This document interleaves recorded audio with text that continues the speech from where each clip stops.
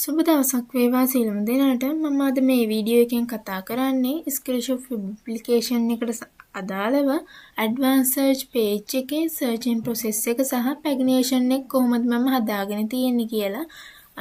Advance search page එකේ තමයි මම මේ වෙනකොට ඉන්නේ. ඒක view එක මේ විදිහට බලා ගන්න පුළුවන්.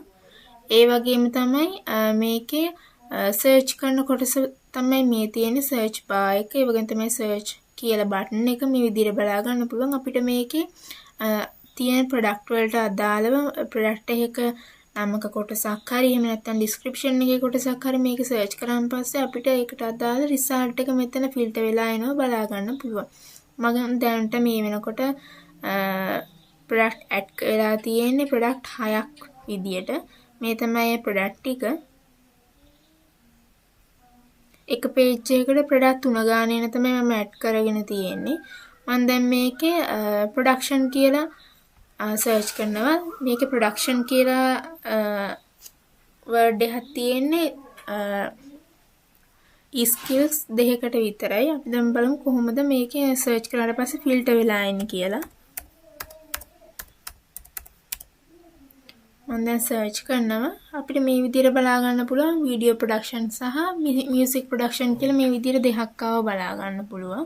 ඒ වගේම තමයි මම මෙතන ස්කිල්ස් වල නැති වෙනත් නමක් සර්ච් කරනවා. ඊට පස්සේ අපිට මේ විදිහට no result found for your search කියලා මේ විදිහට no matching skill found කියලා එනවා බලා ගන්න පුළුවන්. අපිට ඊට පස්සේ ඒක මේ විදිහට clear all filters කියන එක ක්ලික් කරාට පස්සේ මේ විදිහට ආයිමත් page එක reload වෙලා තිබුණු විදිහටම ඔක්කොම products ටික මේ විදිහට එනවා බලා ගන්න පුළුවන්. ඊළඟට ගත්තොත් pagination එක මම මේ විදිහට තමයි හදාගෙන තියෙන්නේ. එක page එකට product 3ක් add වෙන විදිහට. මේ තියෙන first page එක, මේ තියෙන second page එක. මොකද මම මෙතන ඇඩ් කරගෙන තියෙන්නේ ප්‍රොඩක්ට් 6ක් හින්දා එක පේජ් එකකට 3 ගන්න තමයි පේජ් දෙක හැදිලා තියෙන්නේ. මම දැන් මේක බෑක් එන්ඩ් එකෙන් pages දෙකක් විදියට ඇඩ් කරලා පෙන්නන්න. මේ තියෙන්නේ මේක රීලෝඩ් කරාට පස්සේ අපිට බලා ගන්න පුළුවන් මේ විදියට ප්‍රොඩක්ට් දෙකක් තමයි එක පේජ් එකට ඇඩ් වෙලා තියෙන්නේ. ඒ වගේම තමයි pages 3ක් මේ විදියට හැදිලා තියෙනවා. ඔය විදිහට තමයි මම මේ ඇඩ්වාන්ස් සර්ච් process එකේ searching process එක සහ pagination කියන කොටස හදාගෙන තියෙන්නේ. අපි දැන් බලමු කොහොමද මම මේක back end එකේ code කරගෙන තියෙන්නේ කියලා.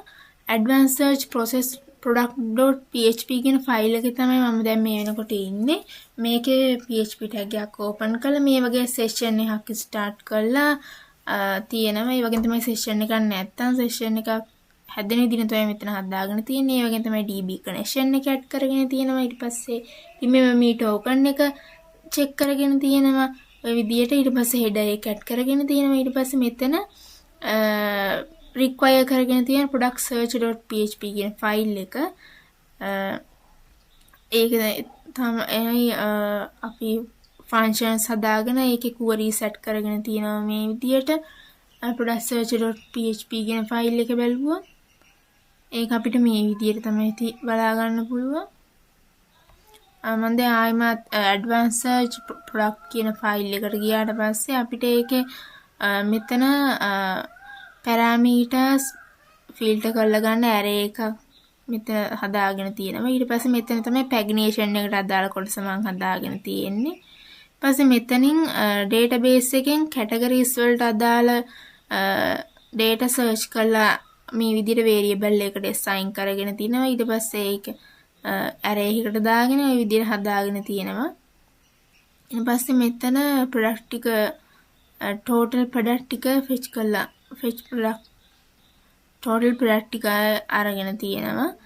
ඒ වගේම තමයි search කරන කොටසේ ගත්තොත් මේ තියෙන්නේ searching section එක මෙතනින් තමයි මම හදාගෙන තියෙන්නේ. මේ තියෙන්නේ search කරන button එකට කොටස. ඒ වගේම තමයි මෙතන මේ form එක ඇතුලේ input එක ටැග් එකක් දාලා ඒකේ ටයිප් එක ටෙක්ස්ට් ඒ වගේම තමයි නේම් එක Q විදියට දීලා තියෙනවා.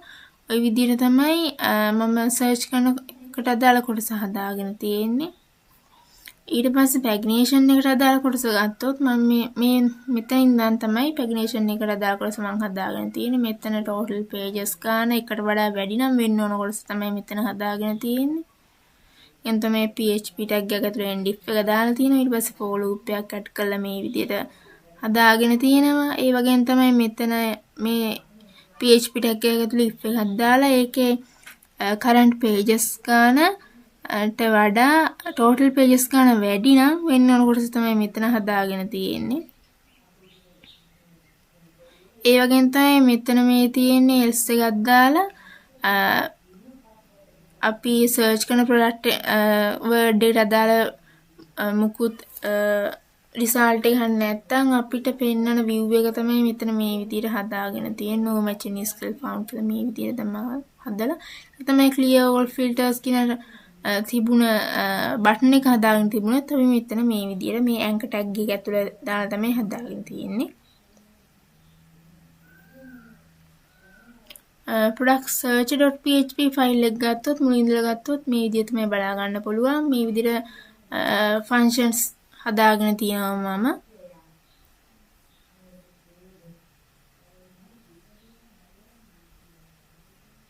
මේ තියෙන්නේ pagination එකට අදාළ total count එක අරගන්න query එක තමයි මෙතනින් හදාගෙන තියෙන්නේ.